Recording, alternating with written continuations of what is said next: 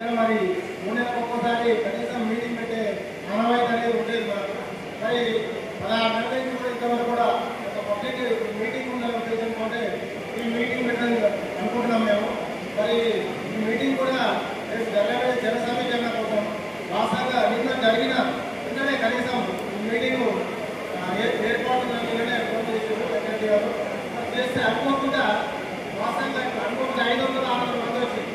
అంటే మన కార్యకర్తలు ఏ విధంగా ఉన్నారో పార్టీ మీద ఎంత ప్రేమ ఉన్నదో పనిచేసేటప్పుడు ఆయన మీద ఎంత అభిమానం ఉన్నదో ఈ మీటింగ్ చూస్తుంటే అందరికీ అర్థం కావుతుందని అనుకుంటున్నాము.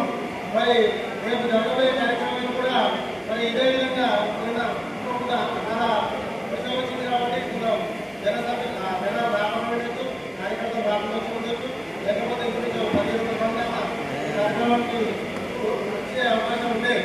మరి అక్కడ ఉండడం వల్ల కొందరు రాలేకపోయినప్పుడు మరి గ్రామంలో ఈ రేపు జరగబోయే కార్యక్రమానికి మరి గ్రామ శాఖ ఆధ్వర్యంలో మీటింగ్ ఏర్పాటు చేసుకొని మండల శాఖ ఆధ్వర్యంలో